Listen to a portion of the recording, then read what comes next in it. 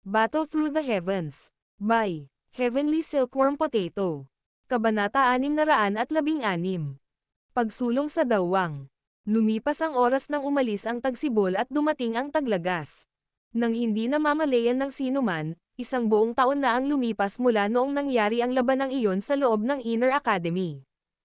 Sa loob ng isang taon na ito, ang Inner Academy, na karaniwang naging mga guho sa panahon ng mahusay na labanan noon, ay ganap na nabago. Sa isang taon, may mga lumang estudyante na umalis at mas maraming bagong estudyante ang dumating. Ang buong Inner Academy ay napuno pa rin ng sigla. Araw-araw, mayroong hindi mabilang na bilang ng mga mag-aaral na nagbuhos ng pawis na parang ulan habang nagsusumikap silang makuha ang kaluwalhatian ng strong rankang. Habang dumadaloy ang oras sa mga daliri ng isang tao, paminsan-minsan ay may isang tao na itatapon ang kanilang tingin patungo sa blazing sky chirify ng tower na nakatayo sa sulok ng Inner Academy. Naalala nila ang matinding labanan na unti-unting nabaon ng malalim sa kanilang mga alaala. Naalala nila ang binata, na tumayong parang Diyos sa labanang iyon, bago tuluyang tahimik na bumagsak, at agad na bumantong hininga ng paulit-ulit. Kung nabubuhay pa ang taong iyon, malamang na siya ang naging pinakamalakas na tao sa Inner Academy bukod pa kay First Elder Suchen. Sa isang taon na ito, ang lot ay naging pula at ang plantain ay naging berde. Sa loob ng isang taon na ito, ang bilis ng pagtanggap ng Inner Academy ng mga bagong estudyante ay naging mas mabilis kaysa sa mga nakaraang taon, marahil dahil sa kanilang intensyon na itaas ang pagiging mapagkompetensya. Bukod dito, dahil sa pagdami ng mga tao, ang iba't ibang uri ng maliliit na paksayon ay nagsimula na ring paulit-ulit na lumitaw na parang mga usbong pagkatapos ng tagsibol na ulan. Ang Inner Academy ay isang lugar na hindi nagkukulang ng mga henyo. Kaya naman, sa loob ng maikling isang taon, napakaraming bagong pangkat ng estudyante ang tumayo at pumiglas sa nangungunang ranggo ng pangkat sa loob ng Inner Academy. Madaling mayabang ang mga bagong estudyante. Ang pagmamataas na ito ay pinalaki hanggang sa ito ay naging mas matindi lalo na pagkatapos nilang makakuha ng ilang mga resulta. Gayunpaman, gaano man ka-wild at arrogant ang mga pangkat ng mga bagong estudyante, wala pa rin silang kahit kay-titing na lakas ng loob na pukawin ang isang paksayon na kasalukuyang naging isang napakalaking nilalang. Bagamat alam nila na ang pangkat na ito ay higit na naitatag sa loob ng Inner Academy sa loob ng 2 taon, sapat na ang lakas nito para tingnan ang buong Inner Academy. Ang ganoong reputasyon ay isang bagay na naging sanhi ng ilan sa mga nasa antas ng elder sa loob ng Inner Academy na bigyan ito ng isang sidilang sulyap. Gayunpaman, hindi nila ito nakitang nakakagulat. Ito ay dahil ang pangkat na ito ay tinawag na Pansgate. Ang nagtatag nito ay ang binata na nagligtas sa buong Inner Academy noon. Ang kanyang pangalan ay isang bagay na lubos na pamilyar sa bibig ng lahat, kahit ngayon. Xiaoyan. Habang lumilipas ang oras sa buhay na buhay at kahangahangang mundo sa labas, ang oras ay lumilitaw na nanatili pa rin sa mundo ng magma malalim sa ilalim ng lupa. Sino ang mag-aabala tungkol sa daloy ng oras sa walang buhay na lugar na ito? Siyempre, parang may exception. Ang isang malaking kumpol ng medyo puting kulay na apoy ay dahan-daang umaanod sa kailaliman ng magma. Ang kumpol ng puting kulay na iyon ay lubhang kapansin-pansin sa mundo ng magma na puno ng maliwanag na pamumula. Sa pamamagitan lamang ng pagkuha ng isang mas detalyadong sulyap at isang mas malapit na pagtingin ay matutuklasan ng isa na may lumilitaw na 2 malabong hubad na katawan sa loob ng kumpol ng puting kulay na apoy. Gayunpaman, ang 2 katawan na ito ay sobrang tahimik. Ang kanilang hindi gumagalaw na ugali ay nagbigay sa kanila ng anyo ng mga bangkay. Walang konsepto ng oras sa loob ng mundo ng magma. Ang kumpol ng apoy na ito ay tila lumilipad na walang patutunguhan hanggang sa maabot nito ang pakay. Bagamat naramdaman nitong mahirap nguyain ang mga target nito sa pagkakataong ito, napakatyaga nito. Ang isang taon ay isang bagay lamang na lumipas tulad ng isang pitik ng daliri nito sa palagay nito. Ito ay isang ganap na madilim, itim na espasyo. Ang dilim ay napakadalisay at walang kahit kay-titing na hibla ng liwanag. Isang purong kamalayan ang tila natutulog habang dahan-dahan itong dumadaloy sa loob nito. Walang panimulang punto at walang patutunguhan. Walang nakakaalam kung gaano katagal itong inanod sa loob ng kadiliman. Marahil ito ay isang taon, marahil mga dekada. Walang nakakaalam ng malinaw. Gayunpaman, sa isang tiyak na sandali sa malayo, isang malabong berdeng ilaw ang biglang lumitaw sa loob ng itim na mundo. Palibhasa'y pinangungunahan ng berdeng ilaw, ang umaanod na magulong kamalayan ay tila isang Catkins habang ito ay dahan-dahang lumapit. Nang ang magulong kamalayan ay lumapit sa malabong berdeng kulay na liwanag ay napagtanto lamang nito na ang liwanag ay isang paulit-ulit na kumikislap na kulay berdeng apoy. Hindi kalakihan ang apoy, ngunit nagbigay ito ng mainit na pakiramdam na tumagos sa kaluluwa. Sa ilalim ng pag-iilaw nitong mainit na liwanag, ang magulong kamalayan ay tila unti-unting bumabalik sa kamalayan. Mabilis na umusbong ang mga alaalang tulad ng tubig, na nagpapahintulot sa kamalayan na sa wakas ay mahanap muli kung ano ang orihinal na pag-aari nito. Ang apoy ay hindi masyadong malaki, ngunit ito ay naglalabas ng isang mainit na pakiramdam na tumagos sa kaluluwa.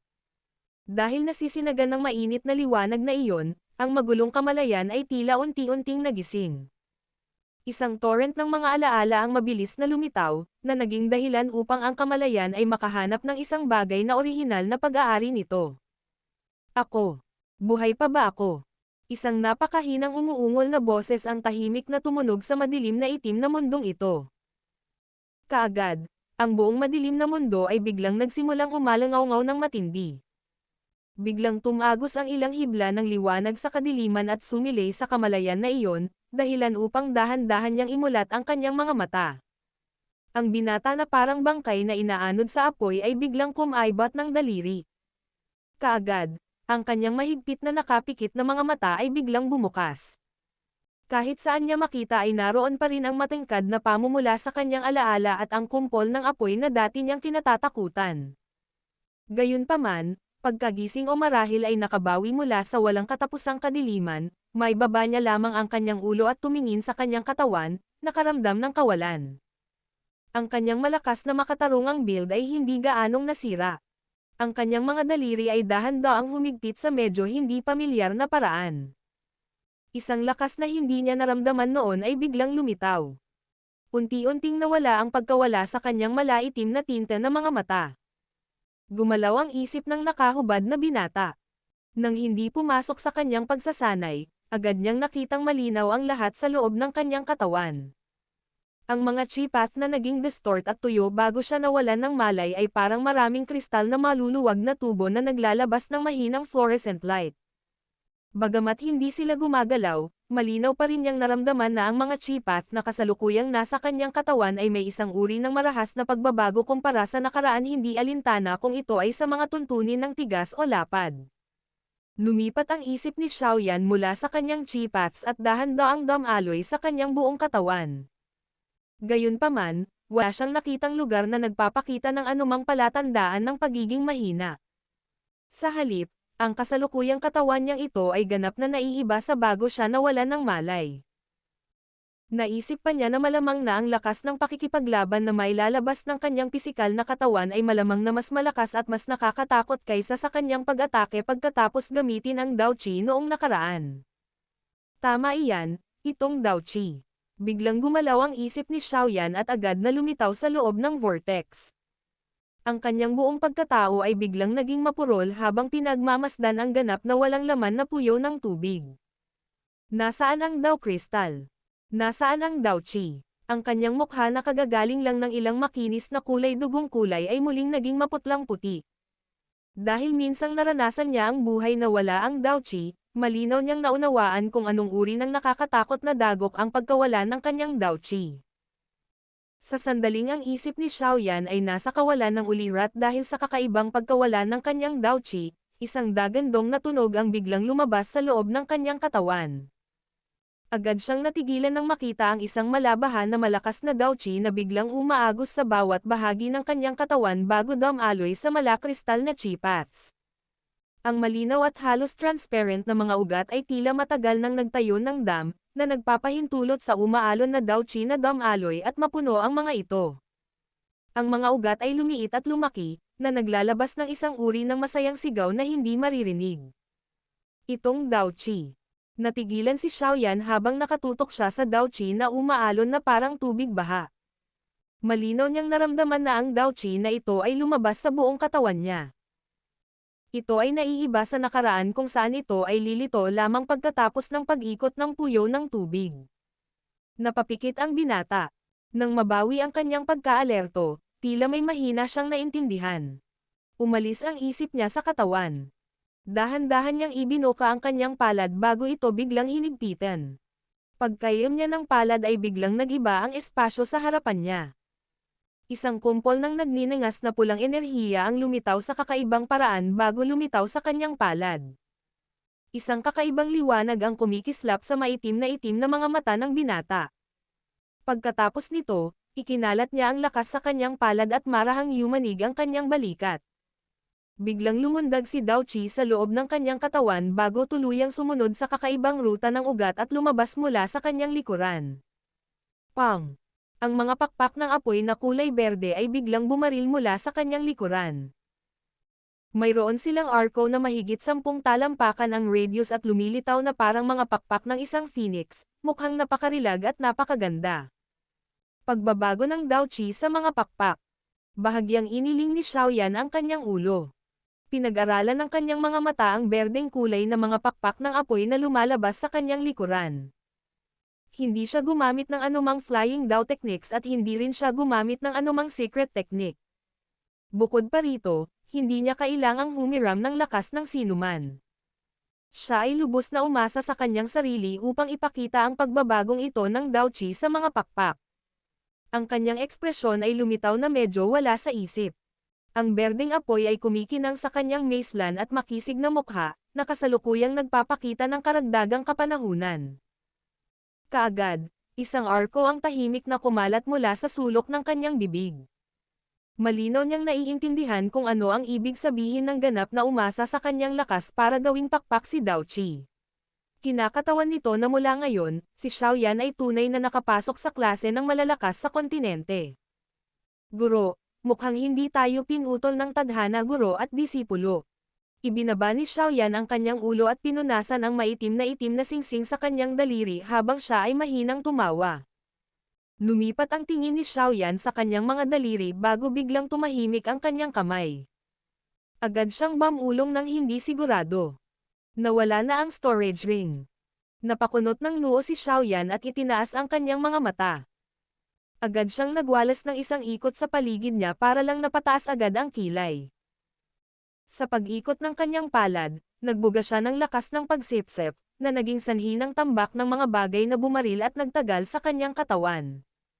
Ang mga mata ni Xiaoyan ay dumaan sa Heavy Zuan Ruler, isang pares ng mga scroll at ilang iba pang bagay sa harap niya.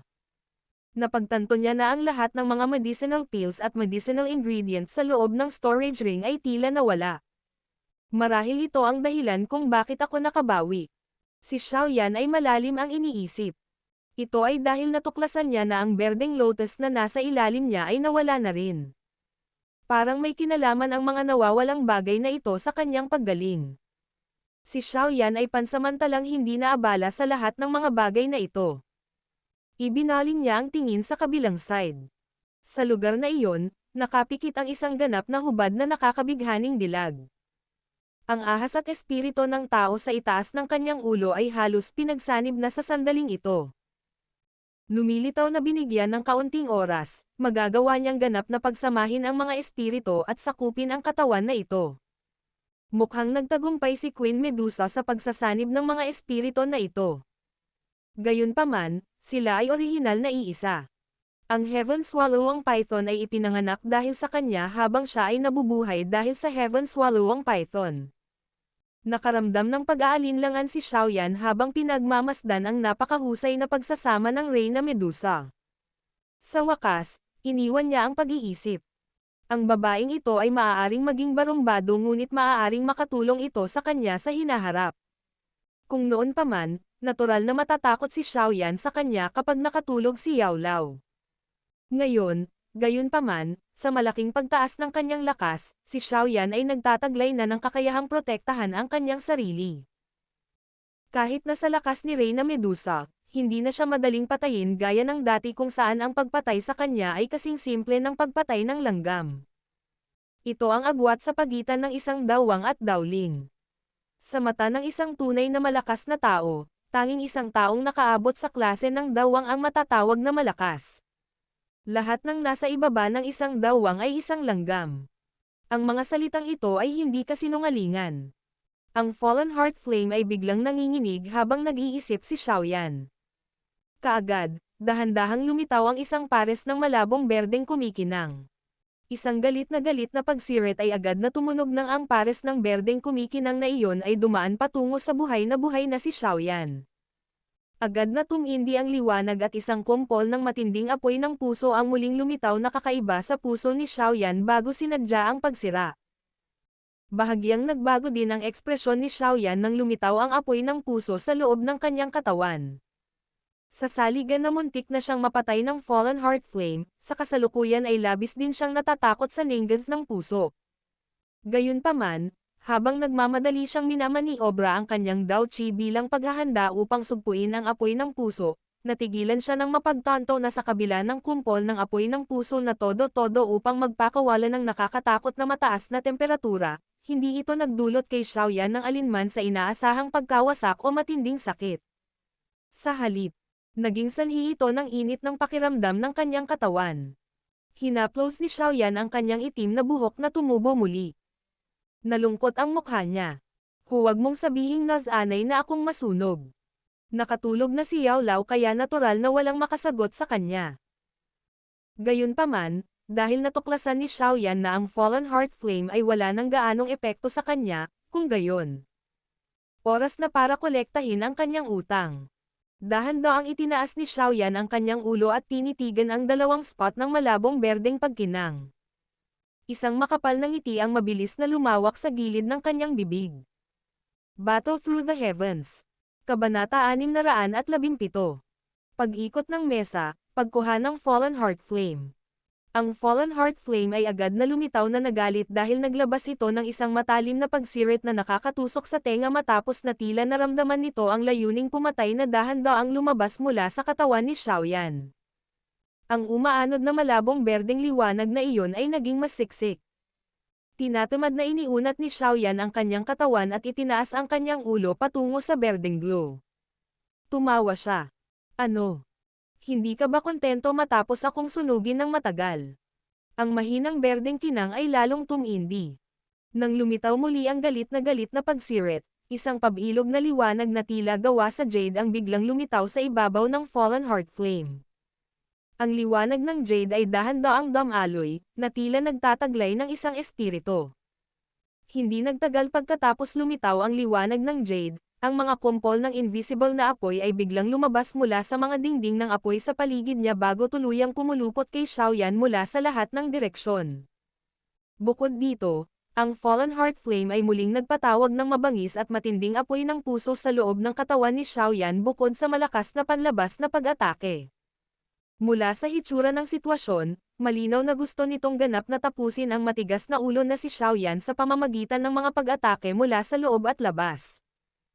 Itong mga taktika na naman. Ngumiti si Xiaoyan at umiling habang pinagmamasdan ang hindi nakikitang apoy na dumarating. Sa isang pagpitik ng kanyang daliri, isang kulay berdeng apoy na maraming beses na mas malakas kaysa dati ay biglang lumabas mula sa kanyang katawan, at hinaranggan ang lahat ng hindi nakikitang apoy, na inilalayo ang mga ito. Idirekta na sana ni Xiaoyan ang Dao Chi na balutin ang apoy ng puso sa loob ng kanyang katawan, na nagtataglay ng pinakamalakas na mapanirang lakas, nang siya ay natigilan ng matuklasan niya na isang kakaibang fluorescence ang biglang lumabas sa kanyang katawan sa sandaling kumalat ang apoy ng puso. Nang naliwanagan ng fluorescence, ang apoy ng puso, na naglalaman ng nakakatakot na mataas na temperatura, ay lumilitaw na sinalubong ang kaaway nito habang mabilis itong lumiit pabalik. Sa loob ng ilang kisap mata, lumiit ito hanggang sa tuluyang nawala sa ilalim ng fluorescent na ilaw na ito. Ito ba? Napasigaw si Xiaoyan sa gulat at pagkataranta. Tiningnan niya ang kakaibang fluorescent light na iyon sa loob ng kanyang katawan at medyo nawalan siya ng malay. Saan nanggaling ang bagay na ito? Pati ang Fallen Heart Flame ay natakot dito. Pagkatapos ng mahabang mahimbing na paghimbing na iyon, natural na hindi alam ni Xiaoyan ang lahat ng nangyari sa loob ng kanyang katawan. Ang kakaibang likidong iyon na hinaluan mula sa berdeng lotus, ang hindi mabilang na bilang ng mga sangkap na panggamot at mga tabletang panggamot, ay hindi lamang nakapagpagaling at nagpalakas sa lubhang na pinsalang katawan ni Xiaoyan sa panahon ng pakikipaglaban sa ninjas ng puso, ngunit ang resistensya nito sa apoy ng puso ay lalong lumakas sa paglipas ng panahon. Sa huli, ang pabalik-balik na laban sa loob ng katawan ay naging isang panig na tagumpay. Sa unti-unting kawalan ng epekto ng apoy ng puso, ang kakaibang likidong panggamot na iyon ay dahan-daang tumagos sa bawat sulok ng katawan ni Xiaoyan. Ang fluorescent na ilaw ay isang bagay na ibinubuga nito kapag nakasalubong nito ang isang matandang kalaban. Ang paglaban na taglay ng fluorescent light na ito laban sa apoy ng puso ng Fallen Heart Flame ay isang bagay na nakuha sa mahaba at unti-unting pag-ihaw. Masasabi ng isang tao na hanggat ang katawan ni Xiaoyan ay nagtataglay ng proteksyon ng fluorescent na ilaw na ito, ang nasusunog na epekto ng apoy ng puso mula sa Fallen Heart Flame ay lubos na mababawasan. Ito ang pinakadakilang suporta ni Xiaoyan nang nakipag-counterattack sa Fallen Heart Flame. Ang apoy sa paligid ng katawan ni Xiaoyan ay nag-alab ng matindi, na nagpakawala ng nakakatakot na temperatura. Isang matamis na ngiti ang ipinakita ng hubad na binata sa loob. Mahirap isipin na minsan siyang dumanas ng kapalaran na mas masahol pa sa kamatayan habang iniihaw ng ganitong uri ng apoy bago siya nagising. Sa wakas ay pinakawalan ni Xiaoyan ang mabigat na bigat sa loob ng kanyang puso nang maramdaman niyang unti-unting humihina ang apoy ng puso pagkatapos malantad sa kakaibang fluorescent na ilaw na ito. Bagamat hindi siya sigurado kung anong uri ng mga kakaibang bagay ang nangyari habang siya ay nasa malalim na pagkakatulog, isang bagay ang naintindihan niya, ang Fallen Heart Flame ay isang bagay na hindi na nakakatakot sa kanya. Ang ilog ay umaagos ng 30 taon sa silangan at 30 taon sa kanluran. Susunod, magpalat tayo ng posisyon. Itinaas ni Xiaoyan ang kanyang ulo at ibinuka ang kanyang bibig upang ngumiti patungo sa mahinang liwanag. Lumabas ang pagkamangha mula sa mapuputing ngipin na iyon. Hiss! Ang matalim na sumisitsit na tunog ay nagdala ng galit habang ito ay tumutunog. Ang dalawang malabong berdeng ilaw na iyon ay biglang sumikat, at isang malaking kumpol ng hindi nakikitang apoy ang biglang lumitaw. Kasunod ng paglitaw ng kumpol ng apoy na ito, ang matingkad na pulang magma sa labas ay biglang nagsimulang kumulo. Hindi mabilang na bilang ng effervescence ang walang humpay na kumulo bago sila mabilis na pumutok, naglalabas ng mahinang alon ng apoy na lason at init. Matigas ang ulo na kapwa. Malamig na tumawa si Xiaoyan nang makita niya ang matinding ganting ito ng Fallen Heart Flame. Sa paggalaw ng isang selyo ng kamay, ang kulay berdeng apoy na namamalagi sa kanyang katawan ay biglang lumiit ng mabilis papunta dito. Sa pag-urong ng berdeng apoy, ang hindi nakikitang apoy na nakapaligid dito sa labas ay dumating na parang mga gutom na lobo. Nang malapit na silang makipag-ugnayan sa katawan ni Xiaoyan, dahan-dahang lumabas ang isang alon ng kakaibang fluorescent light mula sa katawan ni Xiaoyan. Sa sandaling ang di nakikitang apoy ay tumama sa fluorescent na ilaw, kumilos ito na parang isang daga na nakakita ng pusa o parang nyebe na sumalubong sa kumukulong langis. Mabilis itong tumakas pabalik. Maging ang maputing apoy na ipinatawag ng Fallen Heart Flame, ay mayroon ding mga alon na nabubuo sa ibabaw. Maliwanag, ang alon ng fluorescent na ilaw ay isang bagay na labis nilang kinatatakutan. Ang kakaibang fluorescent light ay umasa sa sarili nitong espesyal na compatibility sa mahabang pakikipaglaban nito sa Fallen Heart Flame bago unti-unting naging isang tunay na kaaway ng huli. Ang mga mata ni Xiaoyan ay malumanay na kumikislap habang pinagmamasdan ang hindi nakikitang apoy na mabilis na umatras. Ang maitim na mga mata na iyon ay may kakaibang fluorescent light. Ang mundo na lumitaw sa kanyang harapan ay agad na nagbago nang ang kanyang mga mata ay napuno ng fluorescent na ilaw. Bagamat maliwanag na pula ang mundo, ang Fallen Heart Flame sa paligid niya ay unti-unting naging transparent. Sa pamamagitan ng transparent na katawan na ito, paulit-ulit na kumikislap ang isang kumpol ng medyo mapuputing kasing laki ng palad ng apoy.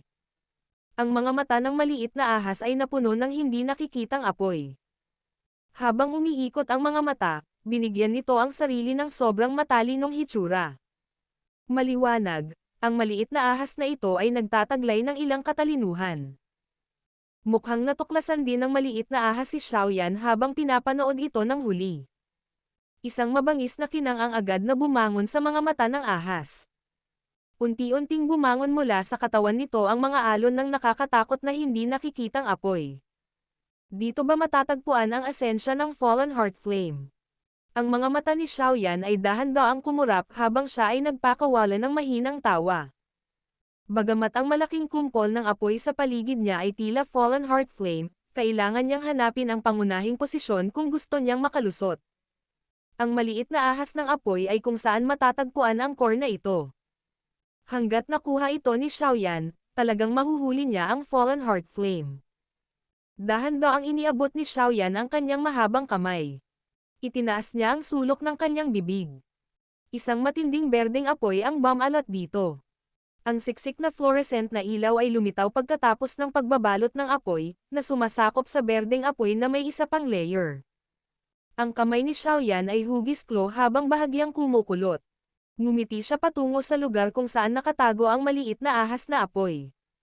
Nang makita ang ngiti ni Xiaoyan, ang maliit na ahas ng apoy, na hindi nakikita ng mata, ay nakaramdam ng hindi magandang pakiramdam. Itinaas nito ang kanyang buntot, at ang kanyang maliit na katawan ay lumipad sa lahat ng direksyon sa paraang parang kidlat, sinusubukang gamitin ito upang itago mula sa mga tingin ni Xiaoyan. Hindi alintana kung paano ito umikot, sa huli ay nasa loob ito ng rehiyon ng nakapaligid na apoy. Makokontrol lamang nito ang nakapaligid na apoy upang umalis kasama nito kung talagang gusto nitong tumakas. Kung ganoon nga ang kaso, gayunpaman, ang intensyon ng paglunok at pagpino ng Heavenly Flame sa loob ng katawan ni Xiaoyan ay mawawala sa alisan ng tubig. Ito ay isang bagay na imposibleng gawin nito. Kahit na ang Fallen Heart Flame ay nagtataglay ng katalinuhan, kakailanganin pa rin nito ng mahabang ebolusyon upang makamit ang uri ng bukas na pag-iisip na mayroon ang isang tao. Gusto mong tumakas. Ang bawat pagkilos ng maliit na ahas ng apoy ay malinaw na nakikita sa mga mata na puno ng fluorescent na ilaw. Ngumiti si Xiaoyan, at umiling. Nanatiling tahimik ang kanyang katawan habang lumilitaw sa ilalim ng kanyang mga paa ang isang malabong kulay pilak na kinangdala ang mahinang pag-uurong tunog ng kulog. Shi. Natahimik sandali ang katawan ni Xiaoyan bago ito biglang nanginag. Nananatili sa lugar ang isang malasubstanyang afterimage habang ang kanyang figure ay lumitaw sa harap ng apoy na dingding sa paraang parang multo. Ang kanyang kamao na nabalot ng berdeng apoy at ang fluorescent na ilaw ay marahas na pinalawak, at ito ay nag-drill sa dingding. Agad niyang ikinuyom ang kanyang kamao, mabilis na umilo at umatras. His. Ang katawan ni Xiaoyan ay kasing bilis ng isang multo. Sa isang kisap lang ng mata, mabilis na itong bumalik sa kanyang orihinal na lugar at ganap na sumanib sa afterimage na hindi pa ganap na nawawala. Gayunpaman, sa pagkakataong ito, mayroong isang maliit na ahas na apoy na nagpupumiglas sa kanyang kanang kamay na nababalot ng fluorescent light. Paulit-ulit na umalangaw-ngaw ang matatalim na sumisitsit na tunog. Ang nakapalibot na pader ng apoy ay naging higit na ilusyon pagkatapos na mahuli ang maliit na ahas ng apoy. Gayunpaman, hindi ito nasira dahil dito. Nagdala ng matinding init ang mga mata ni Xiaoyan habang matamang nakatitig sa maliit, cream-white fire snake sa kanyang kamay. Isang galit na ekspresyon ang hindi sinasadyang nabuo sa kanyang mukha. Talagang hindi inaasahan na hindi lamang siya nawalan ng buhay sa isang sitwasyon kung saan ang kamatayan ay nalalapit, ngunit siya rin ay aksidenteng umabant upang maging isang dawang. Ngayon, nagawa pa niyang madaling makuha ang Fallen Heart Flame. Sinasabing naghanap ng kayamanan sa isang mapanganib na sitwasyon. Totoong-totoo ang mga salitang ito. Bagamat ang kamay ni Xiaoyan ay nakahiwalay sa parehong berdeng apoy at fluorescent na ilaw, ang temperatura na ibinubuga mula sa katawan ng Fallen Heart Flame ay nagdulot pa rin ng kaunting kirot sa kamay ni Xiaoyan. Nagdulot ito ng kasiyahan kay Xiaoyan. Kung kulang siya sa alinman sa kakaibang fluorescent light at Fallen Heart Flame, malamang na wala siyang magawa laban sa Fallen Heart Flame na ito. Pagkatapos ng lahat, ang isang apoy na naipon mula sa hindi kilalang bilang ng mga taon ay talagang nakakatakot. Gayunpaman, matagumpay itong nakuha ni Xiaoyan. Sumunod, ay ang pinakamahalagang hakbang, pagpipino at paglunok. Matiim na tinitigan ng tingin ni Xiaoyan ang ligaw na nagpupumiglas na maliit na fire snake sa loob ng fluorescent light. Unti-unting bumakas ang gulat sa kanyang mga mata. Ibinaba niya ang kanyang ulo upang tingnan ang maitim na singsing sa kanyang daliri habang siya ay mahinang bumulong. Guro. Protektahan ang estudyanteng ito upang matagumpay itong pinuhin. Ang tagumpay at kabiguan ay matukoy nito.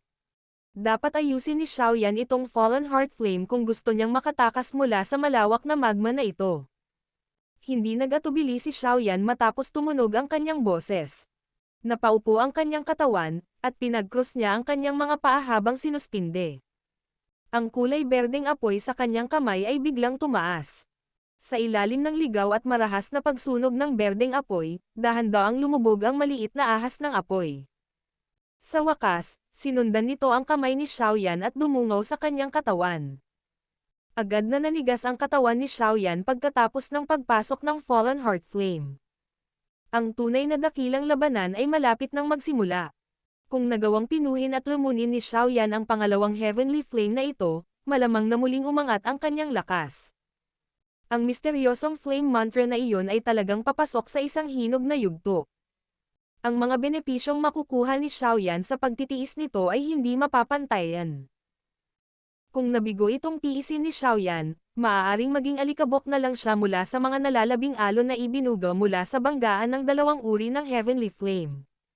Sa oras na iyon, hindi alintana kung ang isa pang himala ay lilito, malamang na hindi siya makakaligtas. Battle Through the Heavens. Kabanata 618. Kainin, pinuhin, pagsamahin. Ang Fallen Heart Flame ay agad na nagpakawala ng nakakatakot na temperatura sa sandaling ito ay pumasok sa katawan ni Xiaoyan.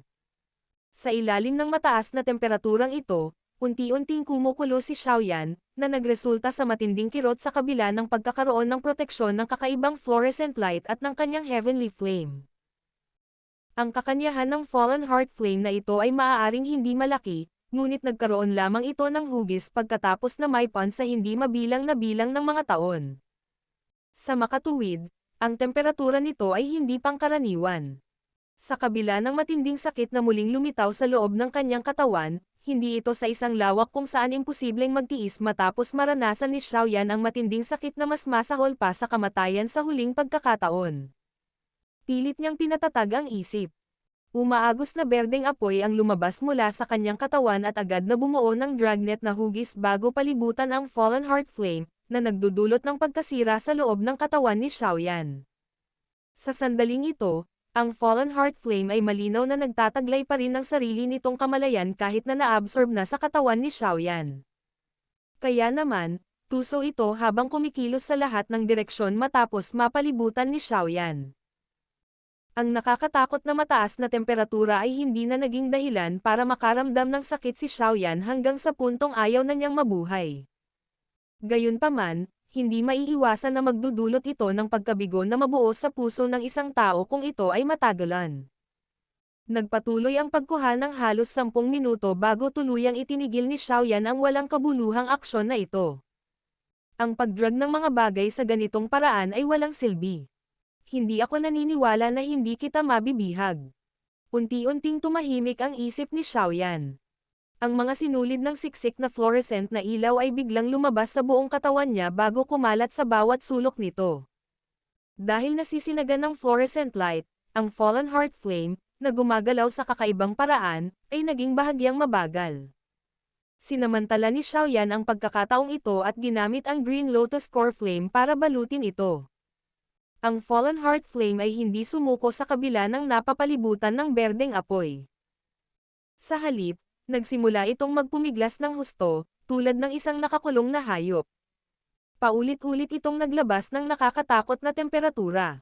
Sa ilalim ng tumitinding temperaturang iyon, ang orihinal na kalmadong mukha ni Xiaoyan ay dahan-daang nagpahayag ng sakit. Pilit na tiniis ni Xiaoyan ang nakakapasong sakit. Gumalaw ang kanyang isip, at sumipol ang berdeng apoy sa loob ng kanyang katawan. Sa wakas, mabilis itong gumalaw at nakabuo ng maliwanag na berdeng bowl ang apoy. Ang loob ng bowl ang apoy ay ang Fallen Heart Flame na nagpupumiglas ng buong lakas sa pagtatangkang makatakas. Ang isip ni Xiaoyan ay dumaan sa apoy at nagdala ng kabagsikan habang pinapanood niya ang Fallen Heart Flame sa loob nito. Bumaling ang kanyang isip at umikot ang apoy. Kaagad, kumalat ang mga alon ng berdeng apoy bago tuluyang naging parang maraming lagusan na ipinasok sa kasing laki ng palad na puting fallen heart flame. Kasunod ng pagbuhos ng berdeng apoy, ang kumpol ng fallen heart flame ay nagsimulang makaramdam ng banta. Agad naman itong gamulong ng madiin. Gayunpaman, dahil sa iba't ibang pagharang mula sa Green Lotus Core Flame, nahirapan itong makatakas sa mala-dragnet na lock na ito kahit gaano pa ito tumalon at nagpumiglas. Sa sandaling ito ang Fallen Heart Flame ay nagtataglay na ng sarili nitong kalooban. Kaya naman, kailangang alisin ni Xiaoyan ang kalooban nito kung gusto niyang lunukan at pinuhin ito. Kung hindi, ang paglunok nito ng pilit ay magkakaroon lamang ng paglaban sa pagitan ng dalawang uri ng Heavenly Flame. Kung sila ay sisabog sa oras na iyon, ang magiging pinakamalas ay siya. Ang pagkilos na ito ni Xiaoyan ay kinokontrol ang Green Lotus Core Flame upang ganap na alisin ang kalooban ng isa pang apoy. Malinaw din ang Fallen Heart Flame tungkol sa mga intensyon ni Xiaoyan. Kaya naman, naglabas ito ng todo sa pagtatangkang pigilan ito. Gayunpaman, sa sandaling ito, naging isda na ito sa chopping board. Na kay Xiaoyan ang lahat kung papatayin ito o putulin. Ang lahat sa mundong ito ay karaniwang isang ikot na may mga pagtaas at pagbaba. Mas maaga, ang Fallen Heart Flame ay maaaring pinino si Xiaoyan, ngunit nabigo dahil sa iba't ibang dahilan. Sa sandaling ito, naging turn na ni Xiaoyan na gumawa ng mga shot. Sa taktika niya, natural lang na hindi niya ito binitawan. Ang pagganti sa Fallen Heart Flame ay hindi gaanong napakinabangan. Kasunod ng walang tigil na pagbuhos ng Green Lotus Core Flame, unti-unting nabawasan ang resistensya ng Fallen Heart Flame. Gayunpaman, ito ay nakapagpadala ng mensahe kay Xiaoyan. Ang kalooban ng Fallen Heart Flame ay nagsimula ng mabura ng Green Lotus Core Flame. Biglang nakarinig si Xiaoyan ng mahinang tunog mula sa Fallen Heart Flame sa panahon ng pagbuho. Bagaman hindi siya sigurado kung ano ang tiyak na mga salita ng tunog na ito, ang lasa ng paghingi ng awa ay napakalinaw. Paghingi ng awa. Napaangat ang sulok ng bibig ni Xiaoyan sa isang siksik at malamig na paraan. Malamig siyang tumawa. Noon, bakit hindi kita nakitang naawa sa amin noong dinadalisay mo kami ng guro? Kung hindi dahil sa swerte ko, malamang na nilamon mo na kami. Gumalaw ang isip ni Xiaoyan pagkatapos tumunog ang boses. Ang bilis kung saan ang berdeng apoy ay naihatid ay lalong matulin at mabangis. Si Xiaoyan ay walang ekspresyon, at hindi gaanong nabalisa sa pagtatangka ng Fallen Heart Flame na humingi ng awa. Ang pagguho ay nagpatuloy ng napakabagal. Gayunpaman, hindi nagmamadali si Xiaoyan. Gaano man ito sabihin ng isang tao, ang Heavenly Flame ay isang bagay na nagtataglay ng pinakamalaking mapanirang lakas sa kalikasan. Ang oras na kailangan para pagsamasamahin nito ang sarili nitong kalooban ay isang nakakatakot na bilang ng mga taon. Ang pagtatangkang alisin ito ay maaaring hindi mangangailangan ng ganoong katagal, ngunit ang isang tao ay nangangarap ng gising kung akala ng isang tao ay makakamit niya ito sa maikling panahon. Ang oras ay unti-unting dumaloy sa ilalim ng mapurol na pagguho na ito. Si Xiaoyan ay tila isang matandang monghe na nagmumuni-muni, hindi naapektuhan ng anumang bagay sa labas ng mundo. Inipon niya ang kanyang isipan at inilagay ang lahat ng kanyang atensyon sa kumpol ng puting apoy na iyon. Ang gayong mabagal na kaagnasan ay nagpatuloy sa hindi kilalang tagal ng panahon. Marahil ito ay isang buwan, marahil ito ay mas mahaba. Ang konsepto ng oras ay naging lubhang malabo sa lugar na ito. Ang berdeng apoy ay iniikot ng hindi nalalaman ang pagkapagod sa loob ng berdeng bowl ang apoy. Ang kumpol ng kulay gatas na apoy ay nagbago na rin sa kasalukuyang tahimik at mapayapang kalagayan kumpara sa matinding pakikibaka at paglaban nito noon.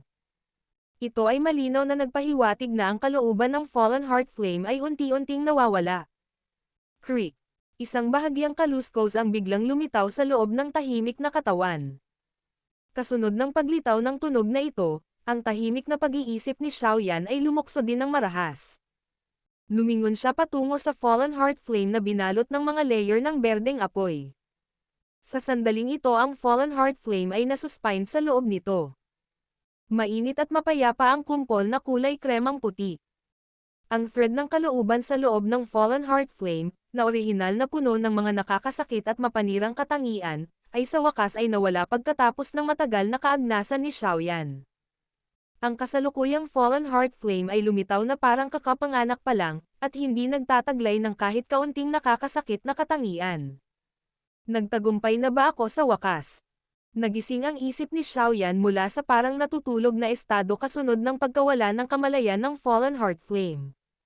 Bagamat hindi niya eksaktong binilang ang oras, bahagyang naramdaman niya na ang pagguho sa pagkakataong ito ay malamang na tumagal ng kaunting oras.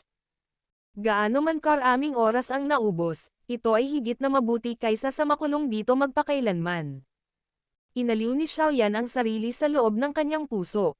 Gumalaw ang kanyang isip, at ang berdeng bowl ang apoy na nakabalot sa Fallen Heart Flame ay mabilis na nawala. Tahimik ding nasuspend ang Fallen Heart Flame na iyon. Ibinaba ang temperatura nito kaya hindi na nakaramdam ng matinding kirot si Xiaoyan. Sunod, dapat ay ang pagpipino. Nakangiti si Xiaoyan habang pinagmamasdan ang kumpol ng Fallen Heart Flame. Kinokontrol ng kanyang isip ang kumpol ng Fallen Heart Flame, at dahan-dahan itong inilipat sa kanyang mga ugat. Pagkatapos nito, sinimulan niyang ilipat ito sa ruta ng Flame Mantra at tahimik na ipinalibot ito. Ang pagpino ng Fallen Heart Flame ng walang kamalayan ay mas madali kaysa sa inaasahan ni Xiaoyan. Marahil ito ay dahil sa ang kanyang katawan ay nasunog ng mapahamak na apoy sa loob ng mahabang panahon, na nagresulta sa isang tacit na pagkakaunawaan na bahagyang nabuo sa pagitan ng dalawa. Sa anumang kaso, ang pagpino ng Fallen Heart Flame sa pagkakataong ito ay mas makinis kaysa noong unang pinino ni Xiaoyan ang Green Lotus Core Flame. Siyempre, sa kabila ng pagiging maayos ng proseso, may pagkakatulad sa pagguho ng kalooban ng Fallen Heart Flame. Ang pagkakatulad na iyon ay mabagal pa rin. Mabagal hanggang sa puntong nagbigay ito sa isa ng pakiramdam na malapit ng bumagsak. Sa kabutihang palad, kahit gaano pa kabagal ang proseso, ito ay sa pinakakaunti, sa huli ay makakarating sa destinasyon nito. Muling nagising si Xiaoyan mula sa kanyang dormant state sa sandaling matagumpay na napino ang Fallen Heart Flame. Ang kanyang isip ay pinapanood ang Fallen Heart Flame na dumadaloy sa loob ng kanyang chi pads. Unti-unting umakyat ang kagalakan mula sa kaibuturan ng kanyang puso bago tuluyang nagdulot ng masayang ngiti sa mukha ng binata.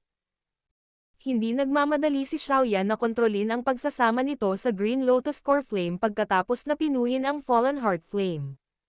Malinaw niyang naunawaan na ang hakbang na ito ang pinakamahalaga sa pagsasagawa ng Flame Mantra, at ang pinakamapanganib na hakbang din. Dahan-dahang iminulat ni Xiaoyan ang kanyang mga mata at pinagmasdan ang maputing apoy na nakabalot sa kanya. Isang mahinang tawa ang pinakawalan niya. Sa kasalukuyan, ang apoy na orihinal na may malakas na opens iba laban sa kanya ay naging katulad na ng kanyang braso. Ang pag-utos ay napakadali ng walang pakiramdam ng catamaran. Lumingon ang tingin ni Xiaoyan sa nakakabighaning kagandahan sa loob ng apoy. Ang huli ay nasa isang estado pa rin kung saan ang mga espiritu ay pinagsasama. Gayunpaman, mula sa pagtingin sa lalong parang substance na espiritu sa itaas ng kanyang ulo, malinaw na nakapasok na siya sa huling yugto. Marahil sa maikling panahon lamang, ang Reyna Medusa na ito ay magkakaroon ng ganap na kontrol sa katawan na iyon. Sa oras na iyon, talagang gagawa siya ng kompletong pagbabago at magiging isang napakalakas na tao ng klase ng Daozang. Ang mga mata ni Xiaoyan ay walang ingat na dumampi sa maganda at hubad na katawan ni Reyna Medusa bago ito mabilis na inilipat palayo. Ang babaeng ito ay ganap na napuno ng isang uri ng hindi pangkaraniwang pang-akit sa mga lalaki. Kahit na hindi gumagalaw, gaya ng kasalukuyang nangyayari, nagdulot pa rin siya ng isang kasuklam-suklam na apoy na tumalon sa loob ng puso ng isa. Sa wakas ay nakontrol na ni Xiaoyan ang kanyang isip pagkatapos na tumahimik sa loob ng ilang oras. Ang kanyang ekspresyon ay time habang pinalawak niya ang kanyang puso ng malalim sa kanyang katawan, at nagsimulang subukan ang huling lubhang kritikal na hakbang na ito. Battle Through the Heavens. Kabanata 619. Matagumpay na pinagsama. Ang pagsasama ng Green Lotus Core Flame at ang Fallen Heart Flame. Kung matagumpay niyang pagsamahin ang dalawang magkaibang uri ng apoy na ito, ang lakas ni Xiaoyan ay hindi lamang tataas ng husto, ngunit ang Flame Mantra ay mag-evolve din ng mabilis. Sa oras na iyon, Ang lakas ng pakikipaglaban ni Xiaoyan ay muling gagawa ng isang mahusay na pagunlad. Gayunpaman, kung siya ay mabibigo, ang kanyang kapalaran ay magiging mas miserable kaysa sa huling pagkakataon. Hindi magiging labis na ilarawan ito bilang lampas sa pagtubos. Ang Flame Mantra ay nakapagregalo sa mga tao ng kakayahang kontrolin ang ilang uri ng Heavenly Flame. Ang isang taong nakakuha ng ganoong kakayahan ay kailangan ding magbayad ng presyo na maraming beses na mas mataas kaysa sa isang ordinaryong tao. Ang kulay cream na apoy ay mabangis na umaagos sa paraang parang torrent sa loob ng kanyang malinaw na chipats. Pagkatapos na ganap na pinuhin ni Xiaoyan, ito ay tila isang masunuring sanggol na walang kahit katiting na pagtutol sa kanyang mga utos. Ito ay ganap na walang bisa sa hindi kilalang paraan na taglay nito noon. Kinokontrol ng isip ni Xiaoyan ang Fallen Heart Flame habang sinusundan nito ang kanyang chipats at umaagos.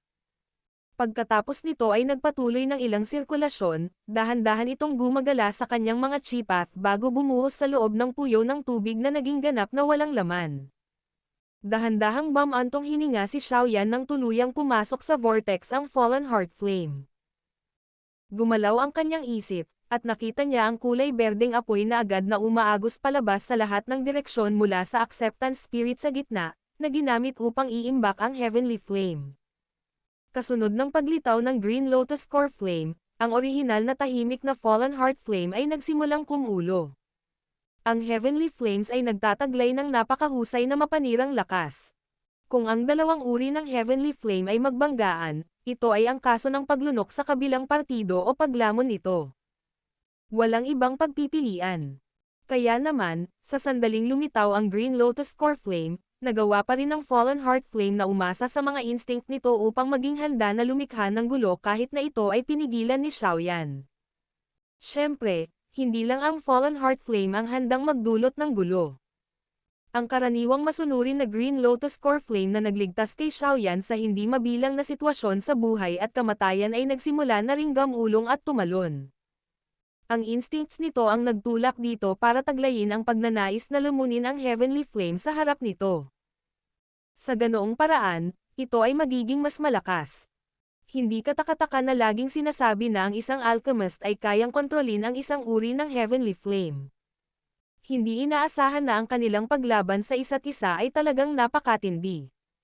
Walang magawa si Xiaoyan sa kanyang puso habang pinipigilan ang pag-ikot at paglukso ng Green Lotus Core Flame at Fallen Heart Flame. Kung hindi ako nagtataglay ng Flame Mantra, ang pagtatangka na pagsamahin ang mga ito ay magiging katumbas ng pag-akay ng apoy upang sunugin ang sarili. Ulit ni Xiaoyan. Nalipat lang niya ang kanyang isip nang ang isang makapangyarihang Daoqi ay mabilis na lumabas mula sa kanyang katawan.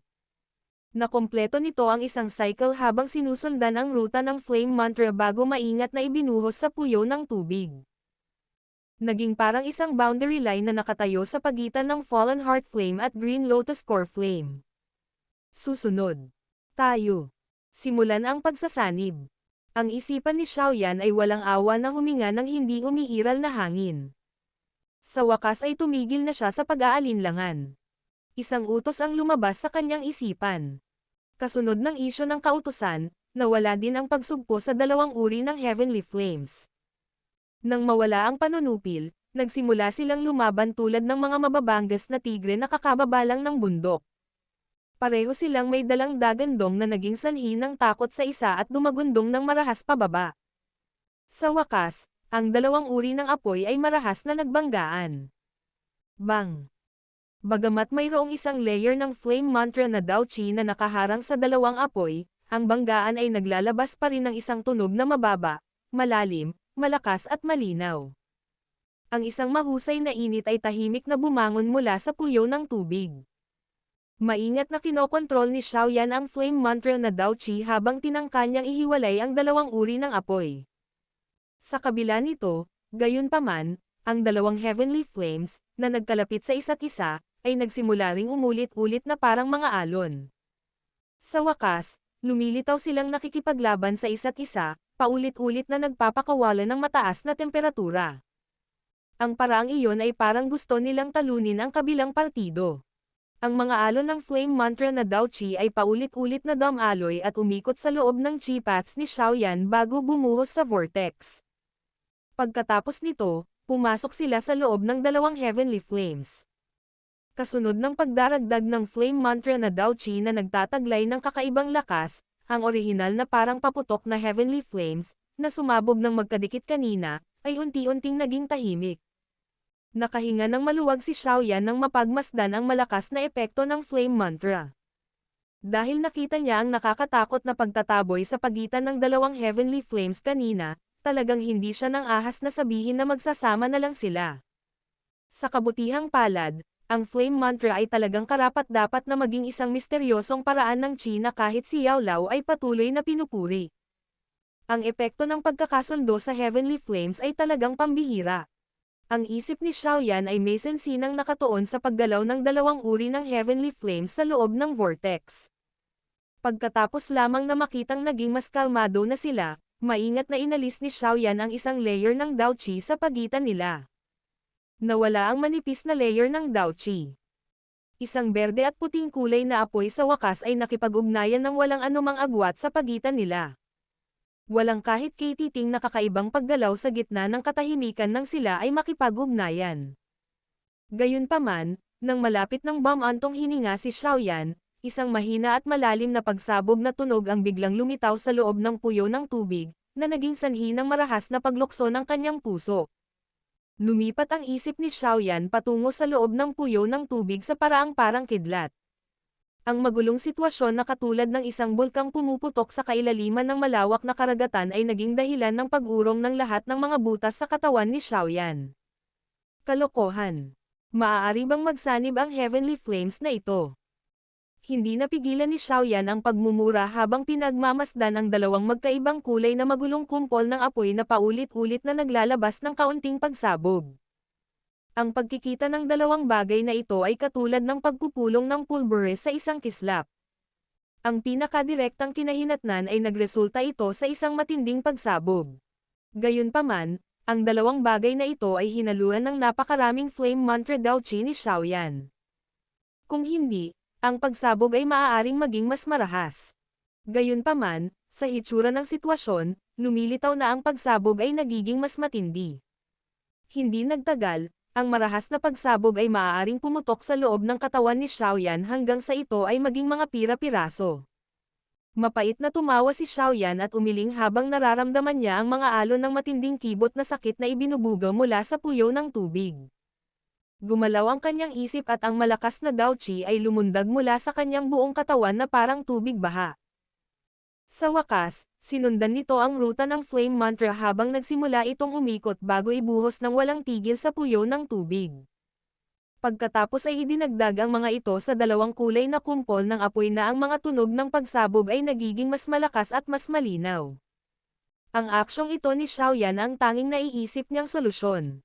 Dahil ang dalawang uri ng heavenly flames ay nahihirapang pagsamahin, lalabas na lang siya at ibubuhos ang flame mantra Dao Qi para magkasundo sila hanggang sa sila ay magkasabay. Bagamat huling minutong aksyon ito ni Xiaoyan, medyo maganda ang epekto nito. Habang ang walang tigil na dami ng flame mantra Dao Qi ay ibinuhos, ang mga tunog ng pagsabog sa loob ng puyo ng tubig ay unti-unting hamina.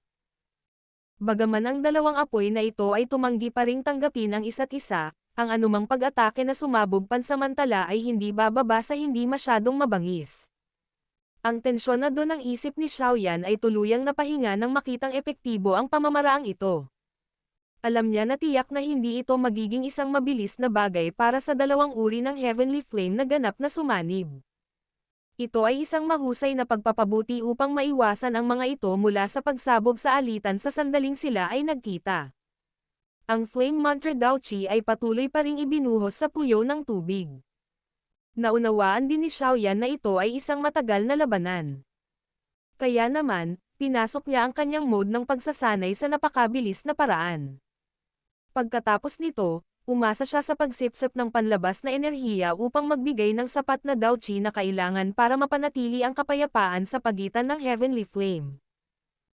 Kung ito ay ang antas ng pagsipsip ng enerhiya na taglay ni Xiaoyan sa nakaraan, natural na hindi nito matutugunan ang ganoong pangangailangan. Sa kabutihang palad, gayunpaman, si Xiaoyan ay kasalukuyang sumulong sa klase ng Dawang. Ang kanyang pagsipsap sa Daoqi ay isang bagay na hindi na maihahambing sa nakaraan. Sa makatuwid, napanatili niya ang malaking pagkonsumo na ito.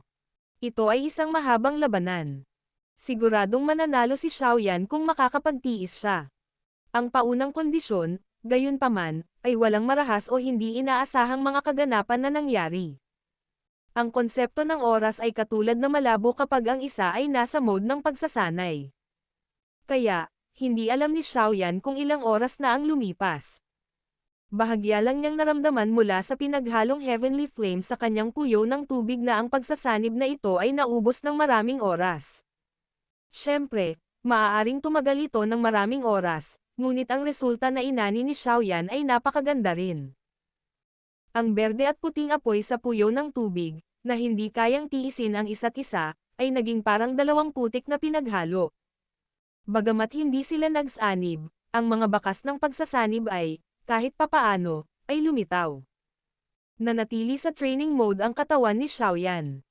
Ang kanyang isip, gayunpaman, ay muling pumasok sa hibernation mode, na nagpapahintulot sa oras na lumipad. Ang Daoqi sa kanyang katawan ay patuloy na sumusunod sa flame mantra na ruta bago na kaugalian na ibuhos sa puyo ng tubig, na nagdaragdag ng kaunting tulong para sa pagsasama ng heavenly flame. Isang mahabang panahon ang tahimik na damaloy. Sa isang tiyak na sandali, ang natutulog na isip ni Xiaoyan ay biglang nanginag. Agad niyang nabawi ang kanyang malay. Ang unang bagay na ginawa niya ay pilitin ang kanyang isip na lumitaw sa loob ng puyo ng tubig. Sinulyapan niya ito bago napuno ng ligaw na saya ang puso niya. Ang berde at puting kumpol ng apoy ay ganap na magkakaugnay sa loob ng puyo ng tubig. Isang tipak ng berdeng puting apoy na nakasalo sa hindi kilalang tagal ng panahon sa gilid ng apoy ay biglang nagbuga ng mahinang kinang. Ang dalawang kulay na apoy ay dahan-daang gumalaw sa gitna ng mahinang pagkinang bago unti-unting naghalo. Sa sandaling ito, ang berde at puting kulay ay ganap na nawala. Ang pinalitan nito ay isang maliit na kumpol ng mala-emerald na madilim na berdeng apoy. Nagsimula na ba itong pagsamahin? Pinagmasdan ni Xiaoyan ang tipak ng mala-emerald na madilim na berdeng apoy na may ligaw na saya. Ang kanyang puso ay nagsimulang tumalon ng matindi sa mga sandaling ito. Kahit na ito ay isang napakaliit na maliit na apoy, ito ay kumakatawan sa isang magandang simula. Bukod dito, nangangahulugan din ito na hindi siya tumahak sa maling landas. Isang bahagyang ngiti ang hindi sinasadyang gumuhit sa mukha ni Xiaoyan habang pinagmamasdan niya ang kumpol ng berdeng puting apoy na kakaibang dark green ang kulay. Ang lahat ay pumasok sa isang formal na estado na may ilang pagkabigla, ngunit walang anumang takot. Kasunod nito, kailangan niyang tahimik na maghintay para sa dalawang uri ng heavenly flame na ganap na pagsamahin. Bagamat napakabagal ng ganitong uri ng pagsasanib, ang isang sulok ng bukang liwayway ng tagumpay ay naihayag na. Nagawa rin ni Xiaoyan na maglagay ng hindi mapakali, malaking bato sa loob ng kanyang puso. Marahil, kapag ang berdeng puting kulay na iyon ay ganap na nabago sa isang mala-emerald na madilim na berdeng kulay, ito na ang sandali kapag ang Flame Mantra Chi method ay pumasok sa kanyang mature na estado. Sa oras na iyon, ang lakas ng pakikipaglaban ni Xiaoyan ay tataas din. Bukod dito, sa sandaling ang dalawang uri ng Heavenly Flame ay ganap na pinagsama, isang uri ng bagong apoy ang papalitan ang Green Lotus Core Flame at ang Fallen Heart Flame. Siyempre, ang uri ng apoy na pumalit sa kanila ay natural na nagtataglay ng mga espesyal na epekto ng parehong uri ng Heavenly Flame. Marahil, ito ay magiging mas makapangyarihan. Ang puso ni Xiaoyan ay napuno ng pag-asa para sa bagong apoy na ito na hindi pa naisisilang. Battle Through the Heavens. Kabanata 620. Ang karugtong mula ng pinagsama ang Heavenly Flame. Jiama Empire, ang kanlurang bahagi ng kabisera. Isang napakalaking manor ang nakaupo sa lugar na ito. Ang estilo ng manor ay lubos na katulad ng posisyon na pinanghawakan ng Primer clan sa Jiama Empire. Isang babaeng nakasuot ng maputlang purple na robe ang eleganteng nakatayo sa gilid ng isang tahimik at malinaw na lawa sa loob ng manor. Bagamat hindi nakikita ng isa ang mukha ng ginang, Ang likod lamang na ito ay sapat na upang mangarap tungkol sa kanyang kakisigan. Medyo wala sa isip ang malasipiro na mga mata ng ginang habang pinagmamasdan ang kumikislap na liwanag na alon sa lawa. Ang kanyang magandang hugis melon na mukha ay kaakit-akit at gumagalaw. Ang kaibig-ibig na katawan na iyon, na nababalutan ng marangyang kulay ubing balabal, ay nakausli at malukong sa perpektong sukat, na naglalabas ng mature at makatas na akit. Hihihi. Iniisip mo ba ang batang iyon? Isang mapanuksong matandang boses ang biglang tumunog mula sa kanyang likuran. Nagulat ang ginang habang nagmamadaling lumingon. Isang bahagyang pamumula ang bumungad sa kanyang mukha nang makita niya ang nakangiting matanda na naglalakad. Nagsalita siya sa isang magandang inis na boses. Old High, tinutokso mo na naman si Yafei. Naririnig mismo ang kanyang address. Ang taong ito ay nakakagulat na si Yafei na may malalim na relasyon kay Xiaoyan noon. Ibinaling ng isang tao ang tingin sa matandang nakasuot ng asol na damit. Ang hitsura niya ay katulad ng kasama sa labanan ni Xiaoyan noon. Ice Emperor, Hai Badong. Ngumiti si Hai Badong at naglakad palapit. Ang nanginginig niyang kamay ay tinapik ang mga balikat ni Yafei bago siya agad na tumayo habang nasa likod ang kanyang mga kamay. Pinag-aralan ng kanyang mga mata ang gitna ng lawa. Natahimik siya saglit bago bumantong hininga. Nagtataka ako kung kumusta na ang batang iyon. Halos 3 taon na ang nakalipas mula noong umalis siya sa Jiama Empire. Bahagyang tumango si Yafei bago siya ngumiti at sinabing, maaaring mukhang hindi nakakapinsala ang taong iyon sa mga tao at hayop, ngunit siya ay talagang napakatuso. Hindi kailangang mag-alala ng labis ang Old High. Hihihi. Hindi ako nag-aalala.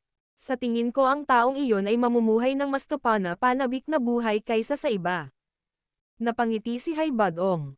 Agad na lumubog ang kanyang ekspresyon. Gayunpaman, ang lalaking iyon ay mukhang may malaking pagpapahalaga sa kanyang angkan. Ngayon, ang Shao Clan ay hinabol ng Misty Cloud Sect sa Jiama Empire hanggang sa sila ay parang mga aso na nawalan ng tirahan. Kung hindi natin sila tahimik na tinulungan, malamang na ang lahat ng mga miyembro ng Shao Clan sa Jiama Empire ay tuluyan ng nawala. Noon, sinabi ni Xiao Li na gusto niyang pumunta sa Jianan Academy para hanapin si Xiaoyan. Siguro kung matagumpay siyang nakarating. Dahil sa karakter ni Xiaoyan, malamang na agad siyang magmadaling bumalik kung alam niyang napakalaking sakuna ang nangyari sa clan. Nakikita ang kasalukuyang kapayapaan. Huwag mong sabihin sa akin na hindi naghatid ng balita si Xiao Li. Ungol ni Hai Badong. Mas mabuti kung hindi na siya babalik. Bagamat mayroon siyang mahusay na talento sa pagsasanay, napakahirap talaga kung gusto niyang makipaglaban sa isang malaking nilalang tulad ng Misty Cloud Sect. Sana ay makapagtiis pa siya ng mas matagal. Bata pa siya at maraming oras para maghayganti. Pinaikit ni Yafei ang kanyang nakakaakit na mga mata ng Peach Blossom habang siya ay mahinang tumawa. Nakuha na ni Yafei ang aktwal na kapangyarihan sa kontrol ng Primer Clan sa mga taong ito. Maliban kay Hai Badong na nasa harapan niya, malamang nawala ng sinuman sa angkan na may reputasyon na hihigit sa kanya.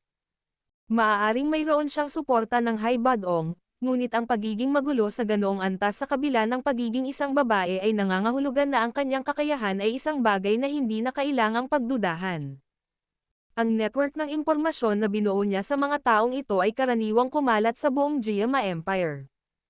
Malinaw na alam niya ang bawat pagkilos ng Misty Cloud Sect. Paanong ang ganitong babae ay isang ordinaryong tao? Bagamat hindi siya gaanong bihasa sa mga tuntunin ng Daochi, ngunit sino ang nagsabi na ang isang taong walang Daochi ay hindi makakataas sa iba? Alam mo rin na bata pa siya at ang pagiging impulsive ay espesyal na karapatan ng mga kabataan. Ngumiti si Hai Badong bago biglang nagsalita. Nabalitaan ko na inayos mo na ang ilan sa mga miyembro ng Shao Clan ay nasa kabisera. Napakalapit ng lugar na ito sa Misty Cloud Sect at maaaring hindi angkop. Ang puting jade-like na macelan na kamay ni Yafei ay random na pumutol ng isang bulaklak na lumawak mula sa puno sa tabi niya. Bahagyang ngumiti siya at sinabing, ang Misty Cloud Sect ay naghahanap ng husto sa iba pang mga lungsod. Ang kabisera ay ang teritoryo kung saan ang pamilya ng imperial ay may malalim na pinagmulan. Kahit na ito ay ang Misty Cloud Sect, hindi sila maglalakas loob na maging masyadong mapangahas. Idinagdag ang ilan sa mga taktika ng ating primer clan, ang Misty Cloud Sect ay hindi malalaman ang kanilang mga bakas. Bahala ka, mas magaling ka sa mga bagay na ito kaysa sa amin mga elder. Umiling si Haibadong. Agad na nabaling ang kanyang tingin sa silangang kalangitan.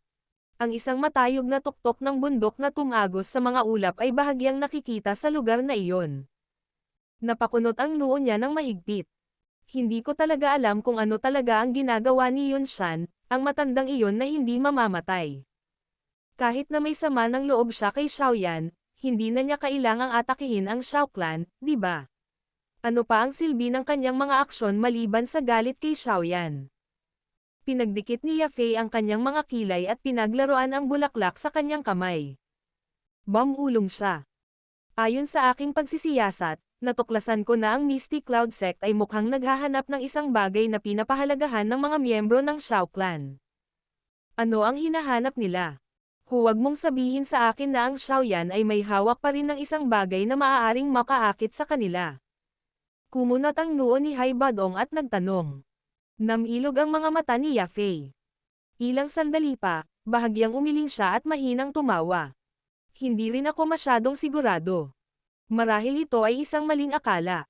Sayang, ang Misty Cloud Sect ay nagiging estranghero at estranghero na ngayon. Balitang-balita na si Yun ay pansamantalang tinanggal sa kanyang posisyon bilang pinuno ng sekta. Sa kasalukuyan, ang Misty Cloud Sect ay nasa kontrol ni Yun Shan. Ang matandang ito na hindi mamamatay ay tila kakaiba sa dati. Muling bumantong hininga si Haibadong habang binibigkas ang kanyang iniisip. May mga pagbabago talaga. Ang kanilang aktibidad ay kasalukuyang nagiging mas malaki. Maging ang Imperial Family ay medyo nababalisa. Nagpadala sila ng napakaraming mga especially iya upang subaybayan ang Misty Cloud Sect. Ito ay ganap na naiiba sa paraan ng paghawak ng Misty Cloud Sect sa mga bagay noong nakaraan. Tumango rin si Yafei. Kahit na ang Misty Cloud Sect ay makapangyarihan sa nakaraan, hindi sila nag-abala sa mga ordinaryong bagay. Ngayon, gayunpaman. Hindi ko alam kung ano ang eksaktong ginagawa nila. Hihihi. Sandali lang. Gusto kong makita kung hanggang kailan sila maaaring maging mayabang. Malaki ang tiwala ko sa batang iyon. Sa susunod na pagpasok niya sa imperyong ito ay maaaring ang oras na mabaligtad ang Misty Cloud Sect. Tinaas ni Haibadong ang kanyang ulo habang nakatingin sa matayog na taluktok ng bundok na tumagos sa ulap habang tumatawa siya sa kakaibang paraan. Bukod dito, mayroon akong premonition na ang araw na ito ay hindi malayo. Ang maliwanag pulang mundo ay wala pa ring buhay. Ang lugar na ito ay kasing tahimik ng isang dead zone maliban sa tunog na ibinubuga mula sa daloy ng magma. Kung ang titig ng isa ay tumagos sa magma, makikita niya ang isang kumpol ng kapansin-pansing puting kulay na apoy na dahan-daang inaanod sa malawak na kailaliman nito. Dalawang hubad na katawan ang malabo na nakikita sa loob nito. Ang pagsasama ng dalawang uri ng heavenly flames ay napakabagal at tumagal ng mahabang panahon. Gayunpaman, hindi alintana kung gaano kabagal ang pag-unlad ng isa, magkakaroon ng sandali na sa huli ay maaabot ng isa ang wakas. Sa oras na iyon, ang mga bulaklak ay magbubukas sa init ng tagsibol, at ang isa ay masisira sa kanilang kakon at magiging isang butterfly. Ang isip ni Xiaoyan ay parang nananaginip. Sa isang tiyak na sandali, isang bahagyang hindi pangkaraniwang tunog ang biglang ngunit tahimik na inilabas mula sa puyo ng tubig. Nang lumitaw ang hindi pangkaraniwang tunog na ito, ang daloy ng Daoqi sa loob ng kanyang katawan ay biglang huminto. Dahan-daang nabawi ni Xiaoyan ang kanyang malay. Una niyang pinagmamasdan ang kanyang paligid habang nalilito bago agad gumalaw ang kanyang isip at ang sitwasyon sa loob ng puyo ng tubig ay lumitaw sa kanyang paningin. Ang kanyang isip ay pumasok na lamang sa puyo ng tubig nang ang isang mainit, madilim na berdeng glow ay sumilay. Ang kanyang isip ay tumawid dito at ang kagalakan na bumabalot sa kanyang mga buto ay dahan-daang umakyat mula sa puso ni Xiaoyan. Ang orihinal na berdeng puting pinaghalong apoy sa loob ng Daoqi ay ganap na nawala. Ang pinalitan nito ay isang uri ng mala emerald na madilim na berdeng apoy. Ang kumpol ng apoy na ito ay mabagal na umaagos. Sa isang sulyap, ito ay tila isang uri ng kulay emerald na magma. Gayunpaman, Ang magma na ito ay lumitaw na medyo masarap, tulad ng nectar. Nagtagumpay ba ako?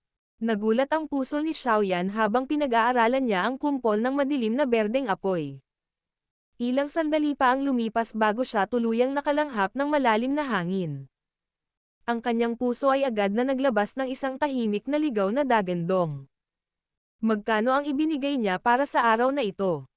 Gaano katagal niya itong hinintay? Lumitaw din ang isang makinis na pamumula sa mga mata ni Xiaoyan sa ibabaw ng malakas na dagandong sa loob ng kanyang puso. Unti-unting pumasok ang kahalumigmigan sa kanyang mga mata. Noon, siya ay itinaboy palabas ng Jiama Empire na parang aso, na nawalan ng tahanan, bago sumailalim sa mahabang paglalakbay patungo sa Jianan Academy. Kahit na sa sandaling iyon na narinig niya na ang kanyang angkan ay nawasak, siya pa rin ang nagngangalit ng kanyang mga ngipin at nilunok ang kahihiyang iyon sa loob ng kanyang puso. Hindi ba dahil sa araw na ito ang pagtitiis na iyon? Ang dagandong sa puso ni Xiaoyan ay unti-unting naglaho. Unti-unting huminahon ang kanyang nababagabag na emosyon. Kinokontrol niya ang kumpol ng dark green na apoy gamit ang kanyang isip bago ibuhos ito sa maliit na acceptance spirit sa loob ng vortex. Nakahinga lamang ng maluwag si Xiaoyan matapos ang madilim na berdeng apoy ay ganap na ibuhos sa acceptance spirit. Ang pangalawang uri ng apoy na ito ay sa wakas ay matagumpay niyang napino. Ang puso ni Xiaoyan ay napuno ng kagalakan na mahirap ilarawan. Gayunpaman, nang malapit na siyang mag-withdraw sa kanyang training mode, biglang nagbago ang kanyang ekspresyon. Malinaw niyang naramdaman na ang acceptance spirit, kung saan ibinuhos ang madilim na berdeng apoy, ay biglang nagsimulang manginig ng marahas. Ano lang ang nangyayari? Huwag mong sabihin sa akin na ito ang sumunod na pangyayari mula sa pagsasanib ng Heavenly Flame. Noon, talagang binanggit ng guro na maaaring may lumitaw na problema pagkatapos ng pagsasama ng Heavenly Flame. Huwag mong sabihin. Ang puso ni Xiaoyan ay tila mahigpit na hinawakan ng isang malaking kamay na hindi nakikita. Hindi siya naglakas loob na isipin kung anong uri ng kabaliwan ang kanyang mararanasan kung may mangyari sa mga hindi inaasahang pangyayari sa huling minutong ito. Nang ang kanyang puso ay naging lubhang hindi sigurado, ang paglukso ng acceptance spirit ay biglang tumigil. Gayunpaman, malinaw niyang naramdaman na ang isang hindi pangkaraniwang kasuklam-suklam na apoy ay biglang kumalat mula sa loob ng acceptance spirit bago tuluyang nalipat sa bawat bahagi ng katawan ni Xiaoyan sa isang iglap. Ang hindi pangkaraniwang kasuklam-suklam na apoy na ito ay walang anumang espesyal na pinsala kay Xiaoyan. Gayunpaman, naging sanhi ito ng bahagyang init ng buong katawan ni Xiaoyan. Ang ganitong uri ng sitwasyon ay katulad ng kapag gumagamit ng isang tiyak na uri ng makapangyarihang aphrodisiac. Kalokohan. Ang maliit na problema ay ito ba talaga? Marahan na nagmura si Xiaoyan. Mabilis na dumaloy si Dao Qi sa loob ng kanyang katawan sa pagtatangkang sugpuin ang kasuklam-suklam na apoy na iyon. Gayunpaman, ang apoy na ito ay medyo matigas ang ulo.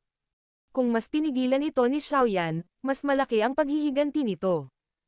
Kaya naman, pagkatapos lamang ng ilang palitan, ang mga mata ni Xiaoyan ay talagang napuno ng maliwanag na pamumula. Hindi ko na makontrol ito. Si Xiaoyan ay humihingal na parang toro habang siya ay tumayo. Ang kanyang pangangatuwiran ay sa wakas ay napigilan ng kanyang pagnanasa. Ang mga matingkad na pulang mata ay lumipad sa lahat ng direksyon bago biglang huminto sa isang hubad na kaibig-ibig na nakakabighaning kagandahan sa hindi kalayuan. Gumalaw ang lalamunan ni Xiaoyan. Tila nag-aapoy ang kanyang mukha habang dahan-daang naglakad patungo kay Reyna Medusa na nakapikit ng mariin.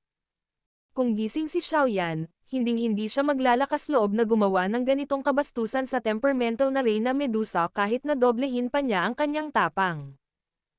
Sa sandaling ito, gayunpaman, ang kanyang isip ay inookupahan ng kasuklam-suklam na apoy at tuluyan nang nakalimutan ang dahilan kung bakit siya natakot. Mabagal na hakbang si Xiaoyan habang papalapit kay Reyna Medusa. Ang huli ay tila may mahinang naramdaman. Ang espiritu sa itaas ng kanyang ulo ay ganap na naging kalmado. Bigla niyang iminulat ang kanyang mga mata, at tinitigan si Xiaoyan na puno ng matinding malamig na pagpatay. Nililigawan mo ba si kamatayan?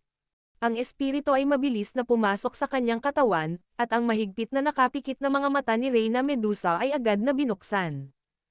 Ang mga mahahabang estudyanteng iyon ay puno ng hangarin sa pagpatay habang pinagmamasdan niya ang papalapit na si Xiaoyan habang siya ay sumisigaw ng mahigpit. Dahil nawalan na siya ng pakiramdam ng pangangatwiran sa sandaling ito, hinayaan na lang ni Xiaoyan na mapuno ng sigaw ni Reyna Medusa ang kanyang tenga nang hindi nakikinig. Namumula ang kanyang mukha, at ang kanyang paghinga ay kasing bigat ng toro. Malamig na pinanood ni Queen Medusa si Xiaoyan na papalapit. Sa susunod na sandali, sa wakas ay isang pagpatay na layunin ang lumipas sa kanyang mga mata. Gamit ang isang kaway ng kanyang maselang kamay, isang enerhiya ang naipon at nabuo ang isang pulang kulay na damit sa ibabaw ng kanyang katawan. Pagkatapos nito ay isang pitong kulay na haligi ang bumaril mula sa kanyang daliri at malakas na nabasag sa dibdib ni Xiaoyan. Sa huli, gayunpaman, ito ay naging sanhi lamang ng kanyang katawan na maging matamlay sa isang sandali.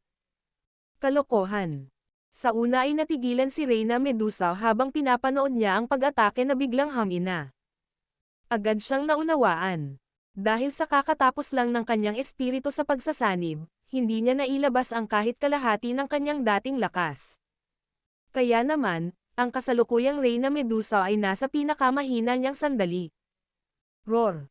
Isang mababa at malalim na dagandong ang bumungad mula sa lalamunan ni Xiaoyan. Ang mga matingkad na pulang mata na iyon ay nagdadala ng apoy ng pagnanasa habang nakatitig sila sa magandang katawan ni Reyna Medusa, na sapat na upang maging sanhi ng pagkabaliw ng sinumang lalaki.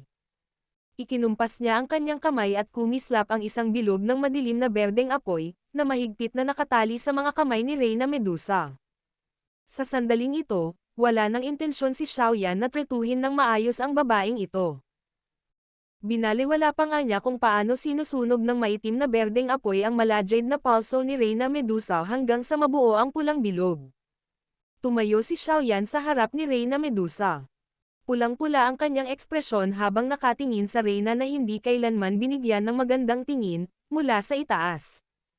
Xiaoyan, kung maglakas loob kang gawin sa akin ang bagay na iyon, tiyak na pupunitin ng Reyna na ito ang katawan mo sa 10,000 piraso kapag nakabawi na ang lakas ko.